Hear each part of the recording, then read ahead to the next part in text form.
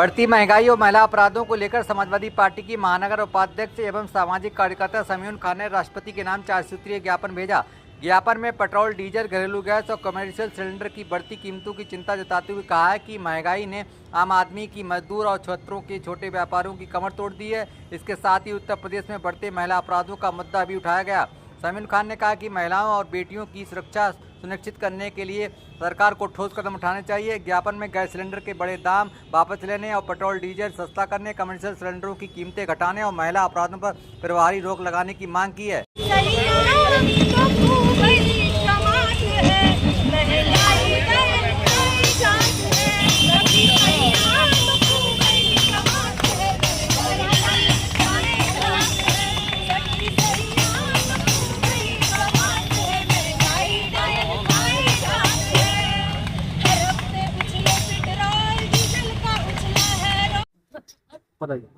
देखिए, जिस तरीके से देश में महंगाई बढ़ रही है, पिछले 1 महीने में 3 गुना से ज्यादा एलपीजी पर रेट बढ़ गए, डीजल पेट्रोल के दाम बढ़ गए और उत्तर प्रदेश में जिस तरीके से महिलाओं के साथ अत्याचार बढ़ रहे हैं, एनसीआरबी के आंकड़ों के अनुसार उत्तर प्रदेश बलात्कार के मामलों में पहले स्थान पर है। पूरे देश में उत्तर प्रदेश में सबसे ज्यादा बलात्कार, महिला अपराध की घटनाएं हो रही है।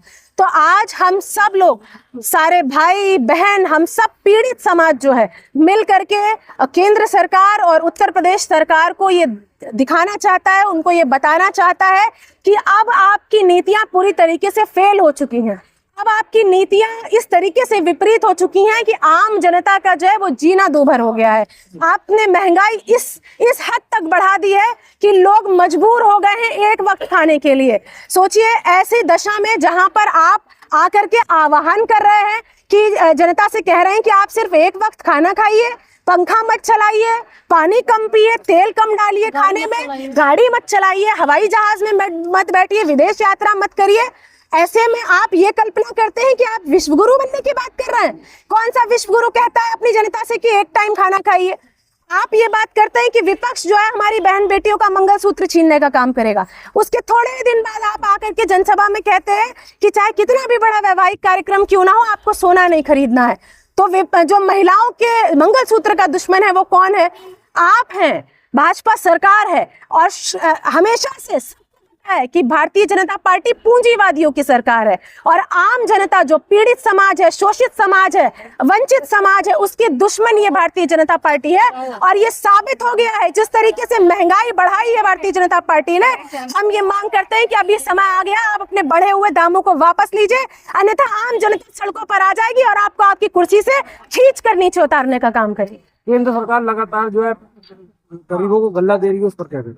केंद्र सरकार गरीबों को गल्ला दे रही है और गल्ला देने के बाद उनसे रोड टैक्स बढ़ाया जा रहा है, उनके जितने भी सर्विस टैक्स हैं उनको बढ़ाया जा रहा है, उनके बच्चों की फीस बढ़ाई जा रही है, बिजली के बिल बढ़ाए जा रहे हैं, गैस के दाम बढ़ाए जा रहे हैं, पेट्रोल डीजल के दाम बढ़ाए जा रहे हैं, राशन के दाम बढ़ाए जा रहे हैं। ऐसे राशन देने से क्या फायदा मोदी जी, बताइए? और अगर आप राशन दे रहे हैं, आप कहते हैं कि हम 80 करोड़ जनता को राशन दे रहे हैं, तो किस बात के विश्वगुरु हैं आप? आपने क्या गरीबी दूर कर दी? और ऐसी स्थिति में भी आप आकर के कहते हैं कि आपको सिर्फ एक टाइम खाना खाना है। और ऐसे में भी आप जो जनगणना कराते हैं उसमें आप ऐसी चीजों को पूछते हैं कि जो लाभार्थी है उसके घर में पंखा तो नहीं लगा है, कूलर तो नहीं लगा है, उस आधार पर आप राशन कार्ड निरस्त करने का काम कर रहे हैं। ये जो आप लोगों का दोहरा चरित्र है, अब महिलाएं भी जान चुकी हैं, युवा जान चुका है, छात्र जान चुका है, मजदूर जान चुका है। और अब समय आ गया है कि आपको हम लोग आम जनमानस सत्ता से उखाड़ फेंकने का काम करें।